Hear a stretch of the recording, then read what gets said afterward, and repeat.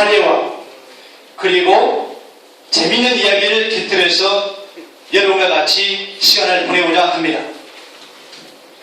지금 우리가 살고 있는 이 세상은 약 230개 나라 70억 1천만 인구가 살아가고 있습니다. 많은 사람들이 살아가고 있죠. 이렇게 많은 세상 사람들 속에 중에서는 테러와 전쟁과 지진과 그리고 배고픔이 굶주림이 일어나고 있습니다. 그래서 어느 젊은 청년 학생이 대학교에 들어가서 나는 앞으로 어떤 생활을 할 것인가 하고 곰곰이 생각하다가 자기 책상에 앉아서 이렇게 글을 쓰고 왔습니다. 나는 평생 건강해야겠고 그리고 질병도 없애야 되겠고 그리고 지식도 쌓아야 되겠고 명예도 쌓아야 되겠고 또 사랑하는 사람도 있어야겠고 또 권력도 가져야겠다고 생각을 하면서 노트에다가 이렇게 쓰고 왔습니다. 그리고 그 다음날 학교에 가서 교수님에게 이 내용을 보여드렸습니다. 교수님, 제가 어저께 이렇게 제 앞으로 살아갈 일에 대해서 한번 쓰고 왔습니다. 교수님께서 이 학생이 써준 내용을 한참 보고 있었습니다. 지식도 있어야 되고 명예도 있어야 되고 건강도 있어야 되고 권력도 있어야 되고 사랑도 있어야 되고 그 교수님께서 이렇게 얘기합니다. 다 좋은데 한 가지가 빠졌구나. 그 학생이 젊은 학생이 그 한 가지가 무엇일까 하고 생각을 해보았습니다. 그런데 그 한 가지는 다름 아닌 내 마음속에 있는 마음의 평화를 바라고 있는 것입니다. 내 마음에 평화가 없으면 불안하다면 하루하루 살아간들 얼마나 마음이 불안하고 걱정거리가 되겠습니까? 아무리 삼성 이건희 회장이 세계에서 정말 6위 안에 드는 대기업을 가지고 있고 할지라도 하루하루 살아갈 때에는 내가 어떻게 하면은 세상에서 제일 230개 나라 중에서 제일 1위를 달릴까 매일 고민하고 걱정하고 살아가고 있는 것입니다. 그래서 어느 조사기관에서 조사를 했습니다. 당신은 행복합니까? 불행합니까? 두렵습니까? 이렇게 조사를 했는데 90%가 해당되는 많은 사람들이 나는 오늘 지금 이 시간이 불안하고 행복하지 못하다고 말하고 있습니다. 10명 중에 9명은 마음이 불안하고 편안하지 못하다고 말하고 있습니다. 왜 그럴까요? 우리 잠만 자고 일어나면 TV에서 뭐라고 말합니까? 학교폭력, 성폭력, 가정폭력, 교통사고, 자살 매일같이 이런 내용들이 떠오르고 있습니다. 어제 저녁 뉴스만 보더라도 그렇습니다. 학교폭력이 최근 2005년도부터 10년도까지 5년 사이에 870명 거의 1000명에 가까운 학생들이 매일같이 자살하고 있습니다. 작년 한 해 동안만 해도 학교폭력으로 2만 명의 학생들이 검거되어서 소년 교도소를 가거나 소령을 받습니다. 그 가정은 얼마나 부모의 마음이 아프겠습니까? 가정이 한마디로 평화가 없는 것입니다. 어제 저녁에 뉴스에 보니까는 중학교 학생이 고등학교에 떨어졌다고 아파트 옥상에 올라서 투신 자살을 했습니다. 어제 저녁도 뉴스에서도 아버지가 성폭력범으로 법원에서 유죄 확정 판결을 받으니까 자식이 괴롭고 부끄러워서 학교를 다닐 수가 없어서 자살을 해버렸습니다. 그런 여러한 일들이 정말 많이 발생하고 있는 것입니다.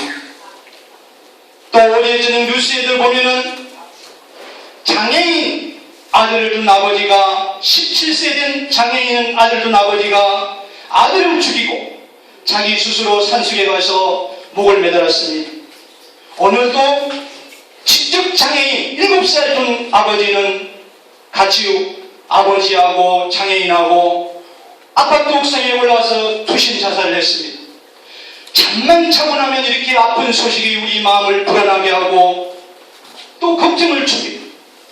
우리는 살아서 숨을 쉬고 이 순간 이렇게 앉아있지만 걱정과 한숨을 쉬는 많은 사람들이 국민 10명 중에 9명은 불안하고 걱정거리가 많습니다. 또 다시 한번 볼까요? 교통사고. 작년 한 해 동안만 해도 5,392명이 교통사고로 죽었습니다. 하루에 17명씩 교통사고로 매일같이 죽어가고 있습니다. 오늘도 17명이 죽고 내일도 17명이 죽었고 모레도 17명이 죽습니다. 이미 예정되어 있고 확정되어 있는 것처럼 매일같이 이 문명시대에 교통사고로 차는 우리에게 편리함을 주지만 많은 생명을 아까웠고 소중한 생명을 앗아가고 있는 것입니다. 다 무엇이 문제겠습니까? 교통법규를 준수하지 않고 음주운전을 하고 가속을 하고 법을 지키지 않기 때문에 우리에게 생명을 앗아가는 것이 제일 우리 사회에서 마음을 불안하게 하고 걱정거리를 주고 있는 것입니다. 한번 볼까요? 제가 가장 잊을 수 없는 것이 어느 날 교통사고가 발생을 했습니다. 현장을 가봤죠. 그런데 그곳에는 횡단보도가 있고 신호등이 있었어요. 대개 신호등 안 지키지 않습니까? 괜찮겠지 하고 어느 노인 한 분이 신호등이 파란 신호등이 있어야 건너가야 되는데 건너갔습니다. 달려오는 덤프트럭이 덮쳐버렸어요. 저는 그곳에 가서 정말 눈물이 나고 마음이 아팠습니다. 사람의 모습은 한 군데도 코도 보이지 않았습니다. 그 피가 된 그곳에는 정말 제 마음을 아프게 하고 사람이 사람인가 동물인가 정말 마음이 아팠습니다. 여러분 그것뿐입니까? 오토바이 타신 분들 잘 아실 겁니다. 오토바이 타신 분들 대개 보면 헬멧 안전장구를 착용하지 않습니다. 그렇기 때문에 오토바이 타고 가다 보면은 얼마나 교통사고가 많이 납니까? 차와 부딪혀서 사고 나고 피한다고 피한 게 전봇대를 들이받아서 머리에 냉탕으로 사망하고 너무 가속한 나머지 핸들을 꺾지 못해서 학교 담벼락을 들이받아서 그 자리에서 즉사하는 것을 저는 수십 명을 보았습니다. 이 안전장구, 헬멧 이거 착용하지 않는 바람에 머리를 다치는 바람에 그 자리에서 세상을 떠난 사람을 정말 많이 보았습니다. 오토바이 뿐이겠습니까? 여러분 잘 타고 다니시는 사다리, 네발 바퀴가 4개 달려있는 우리 여기 계신 아주머니께서도 간간히 타고 다니십니다. 그거 보면은 이게 안전장구 착용하지 않습니다. 일주일 전에도 송강에서 원동프락 앞에서 그 나이 드신 분께서 그걸 타고 가시다가 이게 너무 가속한 나머지 핸들을 꺾으니까 그대로 뒤집어져서 그분께서 얼굴을 전부 깎아버리고 팔, 다리 다 골절되고 해서 병원에 입원한 사실이 있습니다. 또 그것뿐이겠습니까? 그 다음에 중요한 게 경운기입니다. 경운기 보통 여러분 타고 다니시면 알지만은 정말 오르막길, 내리막길 정말 이게 클러치 잘못 잡으면 거꾸로 돌아가고 좌측으로 돌아가고 사고나기 정말 좋은 것입니다. 이 경운기 때문에 제가 한 번은 순천 시내에서 제가 순교 쪽에서 한번 본 사실입니다. 밭을 가시던 분이 이게 밭을 가다 보면 후진을 합니다. 후진을 하면은 이렇게 후진을 하면 뒤에 언덕이 있고 여기 고랑 같은 게 있습니다. 후진을 하다가 좀 신경을 덜 쓰는 바람에 그 경운기 앞대가리하고 사람이 빠져버렸어요. 좁은 곳에 빠지다 보니까 그 경운기하고 사람하고 가슴을 압살을 해서 그 현장에서 죽는 것도 같습니다. 정말 무섭습니다. 그뿐입니까? 여기서 시골에서 타고 다니시는 자전거를 보면 말이죠. 자전거가 얼마나 위험한가도 알 수 있습니다. 제가 자전거를 타고 가시는 한 분을 어떤 사례를 말씀을 드리면요. 사거리가 있습니다. 이렇게 사거리가 있으면은 이 자전거를 타고 가시던 분이 우회전을 합니다. 우회전을 하면은 이 자전거만 가면 되는데 거기를 따라도는 덤프트럭이 있었어요. 자전거도 우회전하고 덤프트럭도 우회전합니다. 그런데 자전거 타신 분이 덤프트럭이 오니까 겁이 나는 거예요. 우쭐우쭐 하다가 자전거에서 넘어져 버렸어요.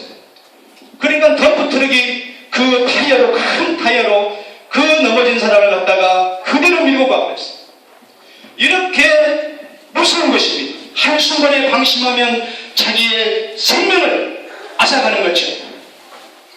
이렇게 교통사고로 인해서 한 해에 5,392명이 운명을 달리하고 있는 것입니다. 여기에 계신 분들도 여러분 살아오시면서 아찔한 순간순간을 너무나 많이 겪었을 것입니다. 또 제가 얼마 전에 순천에서 절도 신고를 하나 받았어요.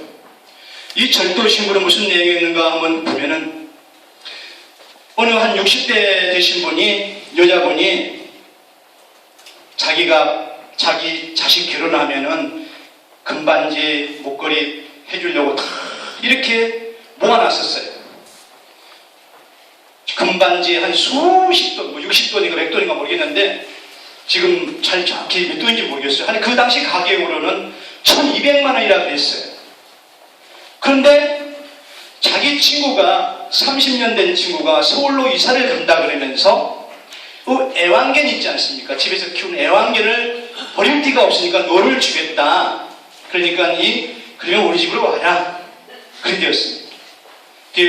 자기 집에서 애완견을 두고 밥을 먹고 이야기하는 중에 자식 결혼 문제가 나와서 나는 이렇게 자식이 결혼하면 폐물을 이 금반지를 만들어 주겠다고 하면서 자랑을 했어요. 그런데 자랑을 한 것까지는 좋았는데 자랑을 하고 애완견을 두고 그 친구분은 가버렸어요. 3일 후에 그 모든 금반지가 사라져 버렸습니다. 자랑을 하면 옛날에는 배운 자랑을 하되 자기의 재물은 자랑하는 순간부터서 누군가 호시탐탐 누리는 것이죠. 통장이 되었던 카드가 되었던 자랑을 하는 그 순간부터서는 그 모든 것이 사라지는 것입니다. 그래서 경찰에 신고하게 되었고 편의점에서 CCTV를 보니까 그 여자가 들어가는 모습이 나왔었습니다. 여러분 30년 된 친구가 그 금반지 욕심이 나서 훔쳐가서 우정에 금이 가고 자기는 전과자가 되는 것입니다. 또 어느 택시기사가 이야기였습니다. 어느 택시기사가 손님을 태워주고 그 옆좌석에 보니까는 가방이 하나 있었어요. 그 가방에 보니까 돈이 1,280만 원이 들어있고 여권이 들어있었어요. 자기는 하루 열심히 벌어봐야 10만 원 버는데 정말 욕심이 났어요. 그래서 이 택시기사가 이걸 경찰서를 갖다 줘야 되는데 괴로워했습니다. 마음이 혼란스러웠습니다. 갈까 말까? 아니다, 내가 집에 가서 돈 1,280만 원 한번 세어나보고 경찰서에 가서 신고해야지. 그러기를 집에서 왔다 갔다 하던 2주일이 넘어버렸습니다. 그러니까 이제는 아예 장롱 밑바닥 속에 돈을 넣어버렸습니다. 그러다 보니까 이 양심이 좀 있던 이 택시기사는 너무너무 마음이 괴로웠습니다. 매일같이 운전하다가도 생각하면 떨리고 불안하다 보니까 신호등 앞에서 갑자기 급브레이크를 팍 박는 바람에 앞차가 사고가 나고 경찰관이 와서 신분증 내라 면허증 내라니까 겁이 덜컥덜컥 났습니다. 이렇게 하다가 집에서 이제 아예 불안 초조하니까는 이불을 뒤집어쓰고 땀을 뻘뻘 흘리면서 집에서 지냈어요. 그날 부인이 와서 당신 왜 그럽니까? 당신 왜 그러세요? 병원에 의사에 보니까 정신병 이상 있는 것도 아닌데 이렇게 마음과 불안이 초조해서 하루 이틀을 보내다 보니까 그 이야기를 하는 것입니다. 그래서 그 돈을 경찰서에 신고를 하고 죄송하다 하고 그러고 나서 마음의 평화가 이루어져서 정말 행복한 하루를 보내고 운전도 잘 되고 돈도 잘 벌었답니다. 여러분, 왜 우리 인간들은 그런 거짓말하면 마음이 불안합니까? 양심이라는 게 있기 때문에 그 양심 때문에 괴로워서 살아가는 겁니다. 그래서 그 양심을 버리고 욕심을 버리고 마음 편히 살면 이건희 회장이 부럽지 않습니다. 그래서 여기 나와서 노인댁에 나와서 재밌게 박수 치고 이야기하면 근심 걱정이 사라지고 행복한 하루하루를 보내게 되는 것입니다. 우리 사랑하는 노인 대학생 여러분, 그리고 최근에 여러가지 우리 대학생 여러분에게 괴롭히는 게 있습니다.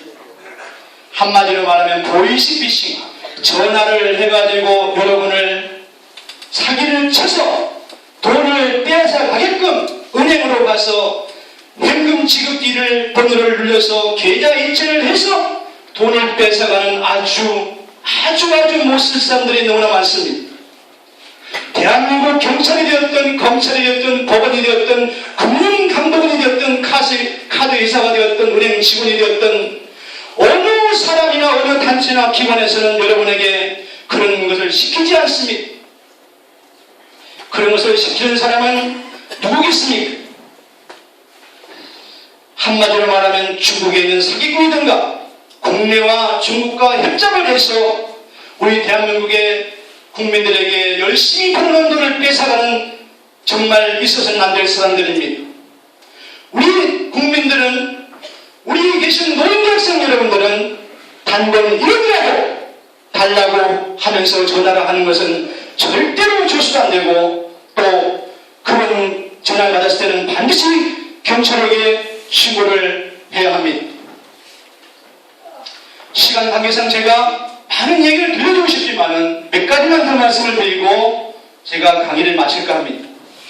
우리 대한민국은 세계에서 자살 1위를 달리고 있습니다.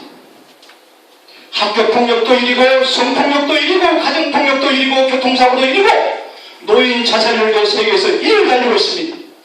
70억 인구 중에서 1위를 달리고 있습니다. 왜 그럴까요? 여러 가지 복합적인 원인이 있겠죠.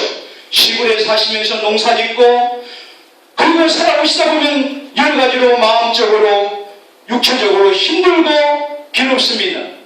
그래서 나이 들다 보면 팔다리 안 아픈 데가 없고, 여러분 병원에 안 가신 분이 없을 겁니다. 자식은 도에 나가서 열심히 산다고 근근히 살아가고 있고, 부모를 돌아볼 겨를도 없고 내 혼자 살아가다 보니 너무나 마음이 아픈 것입니다. 이 아픈 것을 마음에 담고 살다 보니까 더 마음에 평화가 없어지고 근심, 걱정, 불안이 있는 것입니다. 저는 그래서 이 노인대학교가 정말 좋다고 생각합니다. 집에 있으면 뭐합니까? 걱정, 근심 있어봐야 내 마음에 스트레스 받고 병원에 갈 일 더 있습니다. 그러니까 저는 이 노인대학교를 정말 저는 아주 좋은 제도라고 생각합니다. 그래서 세계에서 자살률 1위를 가지고 있는 이 대한민국이야말로 자살이 앞으로는 절대 없어질 생각합니다. 제가 10월 25일 날 국회정원 박람회 파출소 소장으로 있다가 여기 발령을 받아 오는 그날 저녁에 예서면에서 약을 먹으신 어른이 한 분이 계셨습니다. 여러분도 알고 계실 겁니다.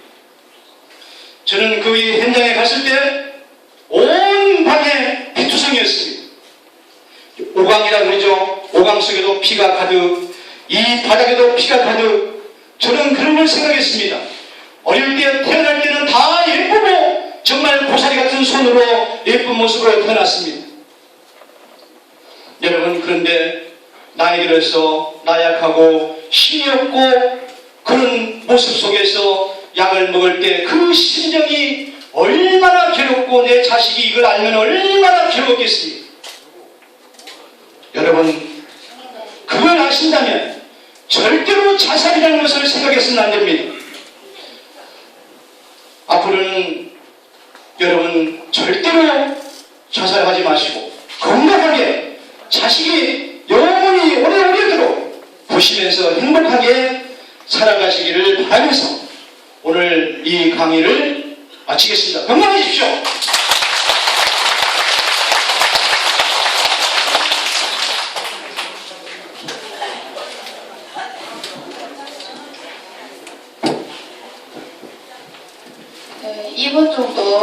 선생님 준비하는 시간 갖고요. 우리 1교시 윤석준 시작하도록 할게요.